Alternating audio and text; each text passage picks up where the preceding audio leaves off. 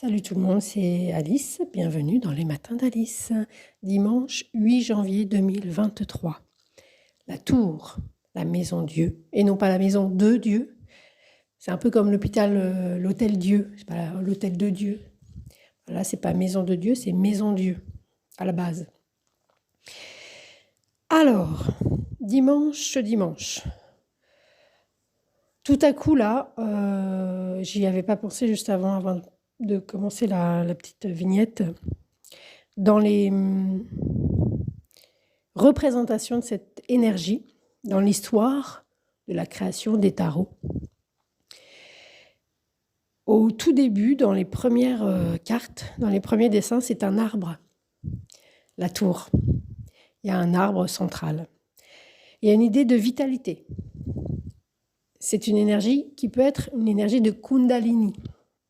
La Kundalini, comme chacun sait, est un éveil spirituel qui passe par la matière cellulaire, corps.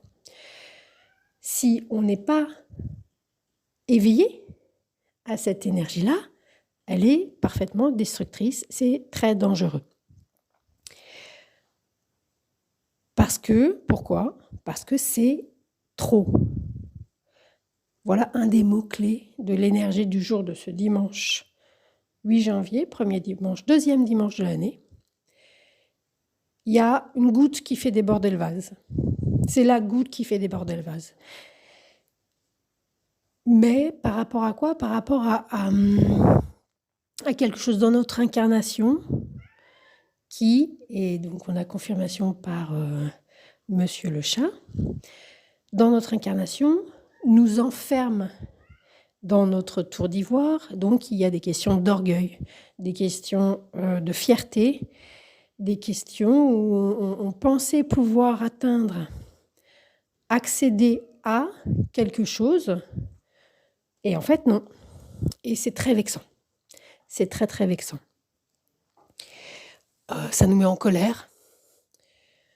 Ça nous fait sortir de nos gonds. Il y a quelque chose qui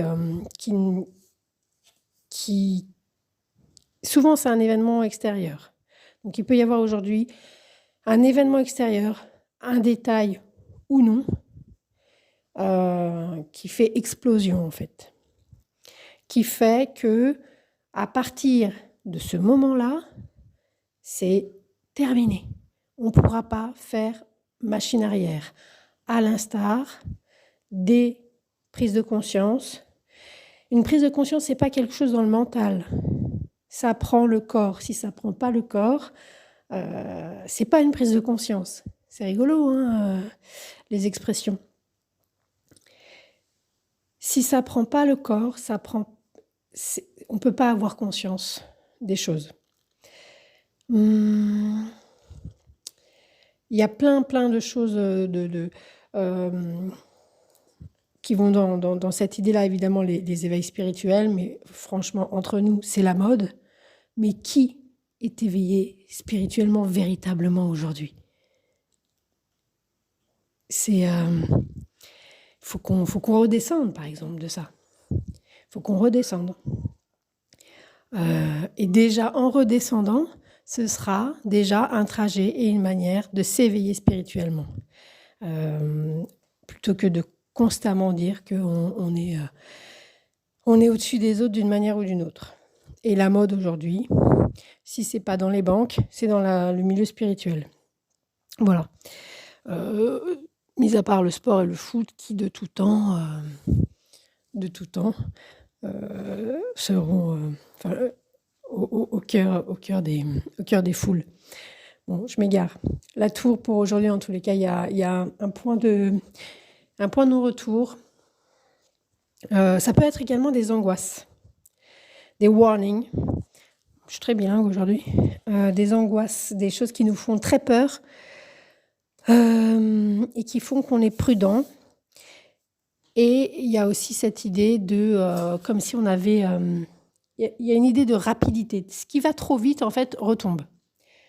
Donc, ce qui est intéressant dans cette énergie aujourd'hui, c'est qu'il y a probablement un événement qui va mettre en lumière ce qui est véritablement solide et ce sur qui et sur quoi et en nous probablement, plus qu'à l'extérieur ou chez quelqu'un, ça nous concerne nous, est solide. Sur quoi on peut compter en nous. C'est ça que ça met en avant, c'est un peu l'idée du diamant. Le diamant, il est d'abord charbon. C'est un peu cette idée de l'énergie de la tour. Il y a peut-être quelque chose qui ressemble à rien aussi, qui n'est pas très ragoûtant. Et puis, un événement, un acte, probablement venu de l'extérieur. C'est souvent le gré ou de force, et c'est souvent plus de force que de gré avec l'énergie de la tour. Sinon, si c'est nous, si ça vient de nous, ça veut dire que ça ne va pas faire plaisir. C'est pas là pour séduire la tour. Mais par contre, cet événement-là va révéler quelque chose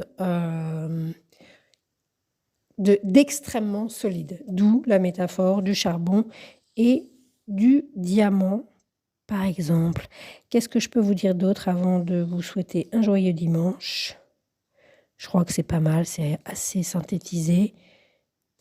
La goutte qui fait déborder le vase, c'est la fois de trop.